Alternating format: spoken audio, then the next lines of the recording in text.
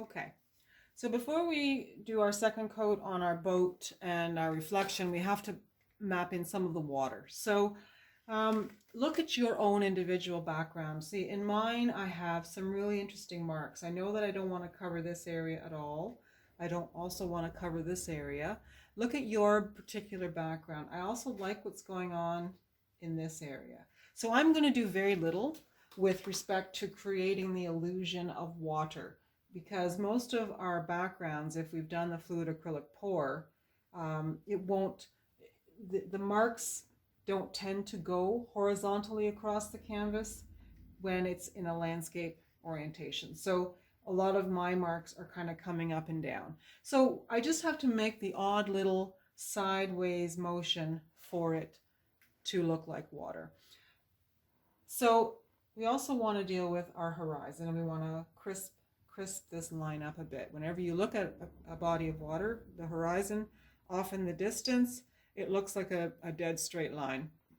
Now we're going to do our best to make it as straight as possible. We also know that to create perspective, you have to have a different tone at the horizon line than what you have at the front to create depth. Sometimes when I look at the water, the color at the horizon is darker than at the foreground. Sometimes it's the opposite. So the foreground water is darker and the horizon water is lighter. So we think about all those things. So what we want is a light, very, very light blue. So I'm going to go into my light blue, and then I'm going to take a lot of white. And I'm just going to make a pile. You want a fairly big pile because we want to be able to go in and out of this without running out of paint. I also may even incorporate some of my purple from my clouds, just pulling it through, because we know that clouds reflect into the water. So I've still got some nice purple here from before. I'm also going to create a slightly darker tone. I think I want more of this light color, so I'm going to just add a little more. Wipe it on the edge here, just so I don't want to waste it. I don't have to wash my brush because I just want a darker blue. So I'm going to go into my dark blue, and I'm going to mix that around so that I have a darker tone, and I like that actually. I'm not going to need a lot of this darker tone, so I think that is going to work out really, really well. So based on my background, I'm actually going to clean my brush. I want the horizon line, at least I think I do. We'll see what happens when I put the paint down. But I think I want this area to be a little bit lighter. So I'm just going to go into my light blue, flatten it out on both sides, hold the brush so that it's going to rest flat on the canvas. This is the easiest way we're going to let the brush do the work. So I want to start by creating a more of a straight across look to my water, because my clouds just came in a little bit.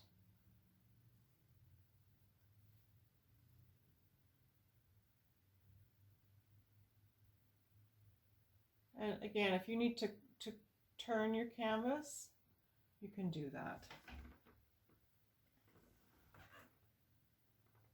Go on both sides, and then go around the edge as well.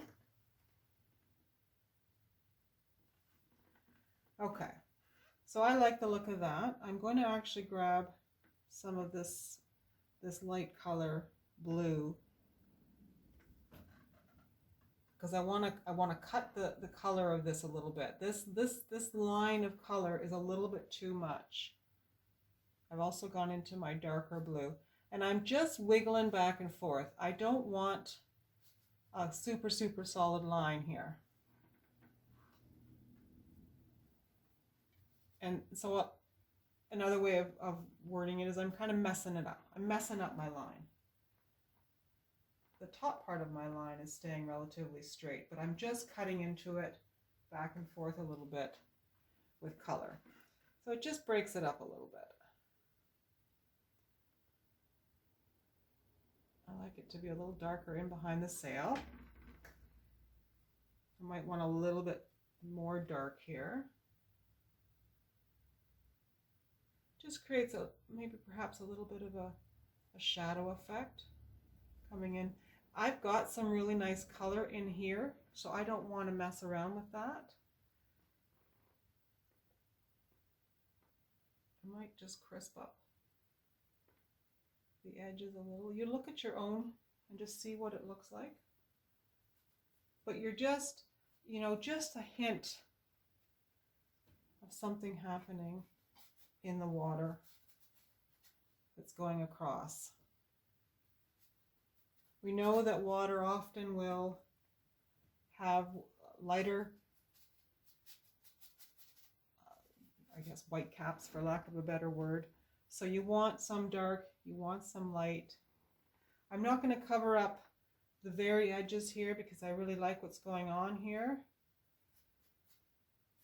And it's kind of like when we did the rocks for Marblehead Lighthouse. You just kind of play, and eventually we're going to be putting highlights in here, or sorry, reflections. So I'm going to put a little bit of blue just so that the white has something to bounce off of. And I'm just going back and forth with my various colors. I've got the darker blue, and I've got lighter blue, I've got white, and we're just creating an illusion of wave action. And one of the things that I do here too is I bring the canvas off the bottom here just so that I can get down here. I want to keep this corner area here because I really like what's going on there. I'm going to go into just a little bit of purple because we know that we've got purple clouds.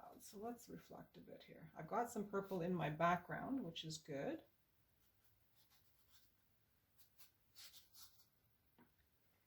And we're just kind of working it back and forth. Now as we get closer down here, let's make the foreground a little darker. You also want your marks to be bigger and thicker as you come down, because that's another way to create depth. Whatever objects are in front of you are always going to appear darker. Sorry, bigger marks. So all of these waves are just a little bit thicker, a little bit bigger. And that's probably going to be pretty good, actually. You look at your own canvas and you see what's happening and you decide when enough is enough. You can overdo it, so just be careful. I mean, I know you can get into a zone with this and you kind of just dissociate into it, which is great, but you want to just keep a little bit of track of when you might be going just a little bit too far. I'm going to change that because I just realized I've come in front of my sailboat, so the cloud won't be reflecting there because the sailboat is covering it. So I'm just going to put more blue there.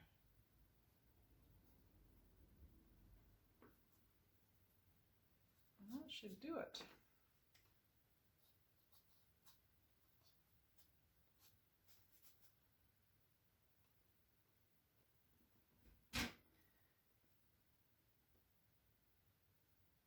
I'm just touching the tops of some of my marks because I just feel like the water would be moving around a little bit more up here. Okay, so I'm happy with that, and I'm just going to clean my brush, and we'll just quickly put our second coat on the boat. So we do the same thing again. We start with our dark red, and we come in from the back. We grab some of our orange tone, which at this point we might have to put a little bit of yellow in. And then at the very front, we could even dip a little bit of white on our brush when we do our yellow, because that'll make it more of a solid tone.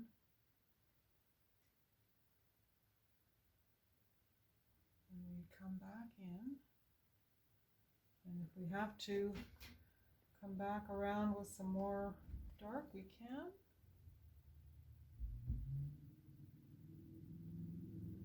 And then we've got that dark end and we've got the front end on that boat. So we'll come back in a moment and we'll do our reflection.